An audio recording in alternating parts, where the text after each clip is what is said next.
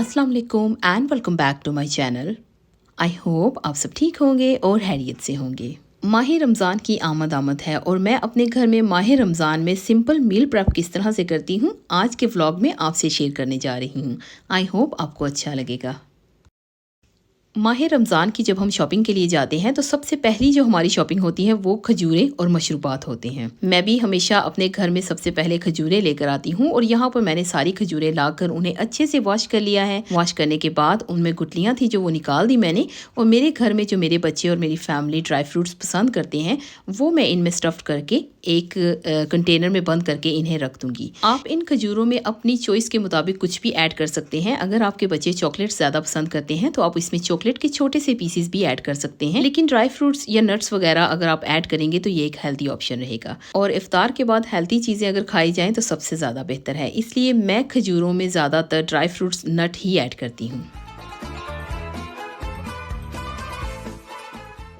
उसके बाद मैंने यहाँ पर गार्लिक जिंजर ले लिया है जिनका मैं पेस्ट बनाकर रख लूँगी और ये सिर्फ एक वीक के लिए मैं बनाऊँगी क्योंकि मैं एक वीक से ज़्यादा नहीं बनाती हूँ और ना ही मैं गार्लिक जिंजर पेस्ट बनाकर फ्रीज़ करती हूँ। पहले मैं बहुत ज़्यादा चीज़ें फ्रीज़ कर लिया करती थी क्योंकि मैं घर पर होती थी, वर्क फ्रॉम होम होता था, साथ ही साथ घर के काम किया करती थी और साथ ही साथ मैं अपनी जॉब को भी वक्त दिया करती थी।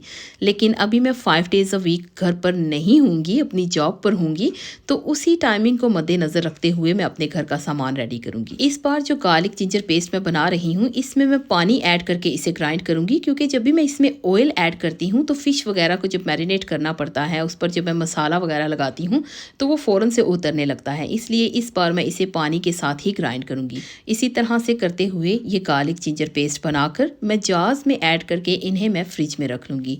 ये पूरा एक वीक तक बिल्कुल भी ख़राब नहीं होंगे और ना ही इनका कलर चेंज होगा। अगर आप वीक से ज़्यादा करना चाहते हैं तो इसमें ऑयल ऐड कर लीजिए, पानी बिल्कुल भी ऐड मत कीजिए क्योंकि पानी के साथ गार्लिक का कलर ग्रीन होने लगता है। लेकिन अगर आप ऑयल ऐड करेंगे तो ये बिल्कुल जैसे आप इसको बनाएंगे ये बिल्कुल इसी तरह से रहेगा। सुबह के वक्त कई बार बच्चे ऑमलेट खाना पसंद करते हैं तो मैं इस तरह से वेजिटेबल्स को चॉप करके अपने फ्रीज़र में फ्रीज़ करके रख लेती हूँ ताकि मुझे सुबह के वक्त दोबारा से कटिंग चॉपिंग ना करनी पड़े। इस तरह से अगर हम वेजिटेबल्स को फ्रीज़ कर लें तो हमारे लिए बहुत सहूलत हो जाती है। जब हमें जल्दी में खाना बनाना पड़ता है तो हम आराम से निकाल कर खाना बना सकते हैं। अभी मैं बनाने जा रही हूँ मास्टर करी पेस्ट। इसकी फुल रेसिपी मैंने बहुत बार आपसे शेयर की है और मेरे चैनल पर ऑलमोस्ट जितनी बार मैंने मास्टर करी पेस्ट को शेयर किया है आपसे रेसिपी शेयर की है। इसका लिंक मैं डिस्क्रिप्शन बॉक्स में रख दूँगी, आप लोग वहाँ से भी देख सकते हैं। और इसके इंग्रेडिएंट्स यहाँ स्क्रीन पर आपको दिखाई दे रहे हैं और मेथड सारा आपके सामने मैं शेयर कर रही हूँ। मास्टर करी पेस्ट बनाने का फ़ायदा ये है कि आप अगर जल्दी में खाना बनाना चाहते हैं तो सिर्फ एक कंटेनर मास्टर करी पेस्ट का आप निकालिए। इसमें आप किसी भी किस्म की वेजिटेबल बना सकते हैं, चिकन बना सकते हैं, फ़िश बना सकते हैं। आप कुछ भी खाना बनाना चाहें सिर्फ एक कंटेनर निकाल के आप आराम से बना सकते हैं। मैं हमेशा मास्टर करी पेस्ट बनाकर अपने फ्रीज़र में फ्रीज़ रखती हूँ क्योंकि कई बार जब मैं जॉब से वापस आती हूँ और कुछ समझ ना आए जल्दी में कि क्या बनाना है तो बस मास्टर करी पेस्ट को निकाल कर इसमें हम दाल ऐड कर लेते हैं या जल्दी से चिकन या कुछ वेजिटेबल्स ऐड कर लेते हैं, जिससे मेरा काम बहुत आसान हो जाता है। हर रोज़ हमें गार्लिक जिंजर प्याज वगैरह काटने की ज़रूरत नहीं पड़ती है और हर रोज़ हमें ये जो पेस्ट है इसे बनाने की ज़रूरत नहीं पड़ती है। इसलिए जो लेडीज़ वर्किंग वुमेन हैं उनके लिए ये बहुत आसानी होगी अगर आप ये बनाकर अपने फ्रीज़र में फ्रीज़ कर लें और आपको जॉब से वापस आकर ज़्यादा सोचने की भी ज़रूरत नहीं पड़ेगी और रोज़ा रख के ज़्यादा देर किचन में खड़ा भी नहीं रहना पड़ेगा। मैं ज़्यादातर इस तरह के काम करके अपने घर में पहले से प्रेप करके रखती हूँ ताकि मुझे एकदम से बहुत ज़्यादा प्रेशर में अफ्तारी ना बनानी पड़े। पिछली बार जब भी मैंने आपसे मास्टर करी पेस्ट शेयर किया है तो उसे इस स्टेज पर आकर मैं ग्राइंडर से ग्राइंड कर लेती थी और बहुत फाइन पेस्ट बनाती थी, लेकिन इस बार मैं ग्राइंडर से ग्राइंड नहीं करने जा रही। इस बार ये इसी तरह से रहेगा क्योंकि जब हम फ्रीज़ करके पेस्ट को निकालते हैं तो हीटअप करने के बाद ये वैसे ही फाइन हो जाता है, तो इसमें ग्राइंडर वगैरह करने की इतनी खास ज़रूरत नहीं पड़ती है। तो मैं बस इसी तरह से इस बार कंटेनर्स में भर के रख लूँगी। और यहाँ पर देखिए मैंने 5 कंटेनर्स को भर लेना है और 5 कंटेनर्स मैं फ्रीज़ फ्रीज़ कर दूँगी, लेकिन ये सिर्फ उस वक्त के लिए मैं फ्रीज़ करूँगी जब मेरे पास कोई और ऑप्शन नहीं होगा। ज़्यादातर जैसा आपने देखा है मैंने गार्लिक जिंजर पेस्ट भी बना कर रख दिया है। अगर मुझे फ्रेश खाना बनाना है तो मैं फ़ौरन से घर पर आकर बना सकती हूँ। इस तरह का मील प्रेप हमें नॉर्मल दिनों में भी करना चाहिए, ना कि सिर्फ माह रमज़ान में, क्योंकि अगर आप अपने लिए इस तरह के छोटे मोटे काम कर लेंगी तो आपको किचन में बहुत ज़्यादा टाइम स्पेंड करने की ज़रूरत नहीं होगी और आप बआसानी अपने किचन का काम थोड़े वक्त में ज़्यादा काम कर सकेंगी।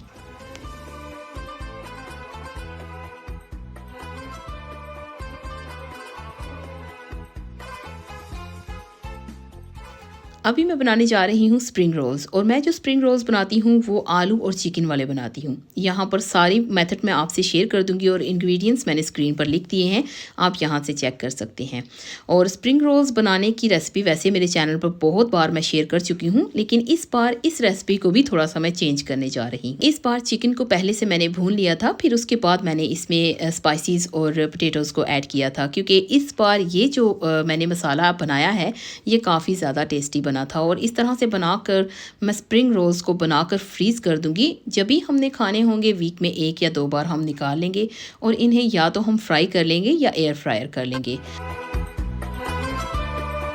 माह रमज़ान अल्लाह पाक की तरफ से एक ब्लेसिंग मंथ है और इस महीने में कसरत से इबादत करना हमारा फ़र्ज़ है, जहाँ पर हम खाने पीने की तैयारी करते हैं, ग्रोसरीज बाय करते हैं, अपने घर के नए बर्तन बाय करते हैं, मील प्रेप करते हैं। वहाँ पर हमें अपनी रूह को साफ़ करके अपनी भी तैयारी करनी चाहिए। माह रमज़ान में इबादत के औकात को जितना ज़्यादा हो सके उतना बढ़ा लीजिए। और ये जो मील प्रेप वगैरह हम आपसे शेयर करते हैं ये सिर्फ एक मोटिवेशन होती है, और इसको शेयर करने का मेन मकसद भी यही होता है कि हम लोग मिलकर इसी तरह से अपने किचन के कामों को पहले से निपटा लें और अपना ज़्यादा से ज़्यादा वक्त इबादत में गुजारें। माह रमज़ान का एक अपना ही मज़ा है। सुबह सहरी के वक्त उठना, सहरो इफ्तार तक एक बहुत ही खूबसूरत सी फीलिंग होती है जिसमें हमने इबादत करनी होती हैं। और फिर शाम के वक्त जब हम अफ्तार तैयार करते हैं, वो खुशबुएँ, वो माहौल और अपनी फैमिली के साथ जो हम टाइम स्पेंड करते हैं, उसके बाद जब नमाज तरावी के लिए हम तैयारी करते हैं उसकी तो बात ही अलग है। माह रमज़ान जैसे जैसे पास आ रहा है एक्साइटमेंट और ज़्यादा हो रही है और इस महीने का 11 महीने हमें इंतज़ार रहता है। अभी आती हूँ अपनी नेक्स्ट रेसिपी की तरफ। तो यहाँ पर मैं बना रही हूँ पकोड़ा मसाला। इसमें मैं बेसन ऐड नहीं करूँगी और इसी तरह से सारे स्पाइसेस वगैरह मैं ऐड करके इसे एक जार में भर कर रख दूँगी। जब भी मुझे पकोड़े बनाने होंगे तो इसमें से जितनी मिकदार मुझे चाहिए उतना मैं बेसन में ऐड करके दूसरे इंग्रेडिएंट्स के साथ ऐड करके पकोड़े बना लूँगी।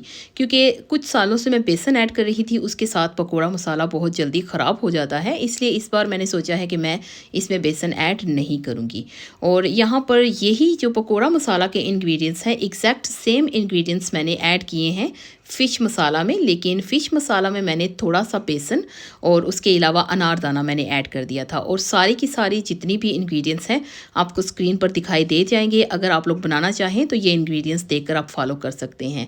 आप मिकदार अपनी चॉइस के मुताबिक बढ़ा या कम कर सकते हैं। और यहाँ पर ये 2 जार्स हैं, इन पर मैं स्टिकर्स लगा लूँगी ताकि मेरे हस्बैंड को भी मालूम रहे कि इसमें कौन सा मसाला है और कौन सी चीज़ पर कौन सा मसाला मुझे लगाना है। इस बार माह रमज़ान में मैंने कुछ कबाब्स वगैरह या कोई ऐसी चीज़ नहीं बनाई है, क्योंकि वक्त की कमी के बायस मैं बहुत ज़्यादा तैयारियां नहीं कर सकी हूँ। लेकिन कबाब्स या कुछ ऐसी बनी हुई चीज़ें मैं रेडीमेड लेकर आई हूँ जो मैं इसी व्लॉग में शेयर करूँगी। और पहले अशरे तक तो ये सामान ठीक रहेगा, लेकिन दूसरे अशरे और तीसरे अशरे की तैयारी मैं इंशाल्लाह साथ ही साथ रखूँगी।